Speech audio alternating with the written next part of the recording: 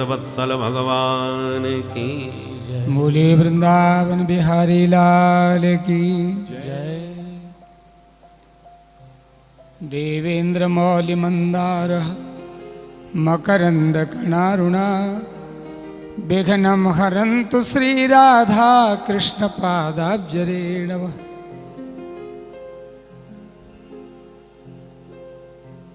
व्यास मंच पर विराजमान परम सम्मानीय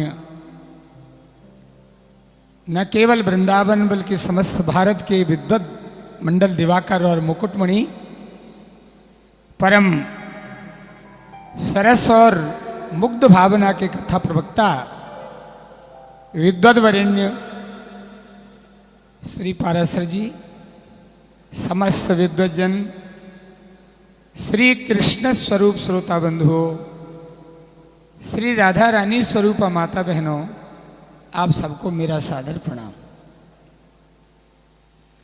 सबसे पहले तो मैं उन आयोजकों को धन्यवाद दूंगा जिन्होंने ये आयोजन इस दिव्य स्थान पर किया है। बार बार मेरा मन इधर ही जा रहा है, कितना बड़ा दिव्य पवित्र स्थान है जिसके लिए भागवत में प्रथम स्कंद में कहा है, यावई लसच्छ्री तुलसी विमिश्र कृष्णांग्रि रेणावधिकाम्बुनेत्री पुनाति लोकानुभयत्र शेषान कस्ताम न सेवेत मरिष्यमाणः। यावई लसश्री, सारी सुंदरता को शोभा को लेकर के गंगा मैया बह रही हैं। सुंदरता श्री ही नहीं है बल्कि गंगा जी के इस पवित्र जल में कई प्रकार की गंध बहती आ रही है। यावई लसश्री तुलसी विमिश्र, एक तो भगवान श्री हरि के चरणार बिंदों का प्रक्षालन करके आई है और भगवान श्री हरि के चरणों में सदैव तुलसी, अम्लान तुलसी सदैव विराजमान रहती है। तो एक तो गंगा जी के जल में तुलसी का पावन सौरभ, तुलसी जी की गंध आती है गंगा जी के जल।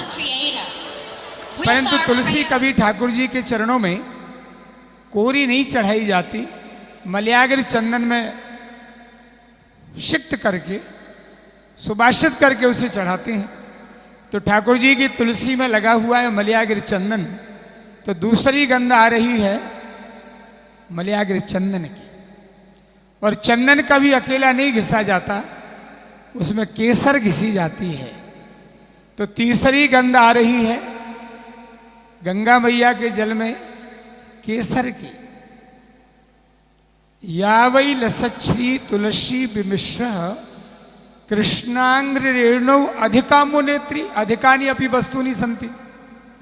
माने भगवान ने जो कमल की माला पहन रखी है उस कमल के पराग का सुंदर गंध भी आ रहा है।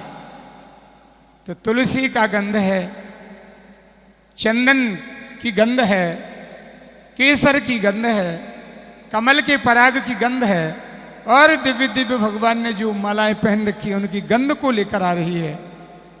पुनाति लोकान उभयत्र संश्रयान, पुनाति लोकान उभयत्र शेषान अशेषान लोकान। ब्रह्मा जी के कमंडलू से चलकर आई है सत्यलोक से, तो सत्यलोक से लेकर पाताल तक 14 भुवनों को जो पवित्र करती आ रही है, ऐसी मां कस्ताम न सेवेत मरिष्यमाणः।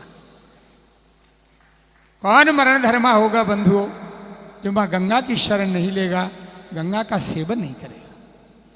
तो इस पतित पावनी भगवती भागीरथी गंगा के तट पर या तो श्री परीक्षित जी ने ही कथा सुनी थी या आप सब बड़भागी लोग हैं जो भगवान की कथा सुन रहे हैं, और वो भी बाँचने वाले जिनके मुख कमल से सदैव गंगा की तरह से प्रेम की भागवती गंगा का प्रवाह होता रहता है, जो हमारे वृंदावन के ही नहीं भारत के प्रमुख शैली के वक्ता हैं, श्रीमद् भागवत के मूल भागवत के प्रखर प्रवक्ता जय गौ माता, जय गोपाल।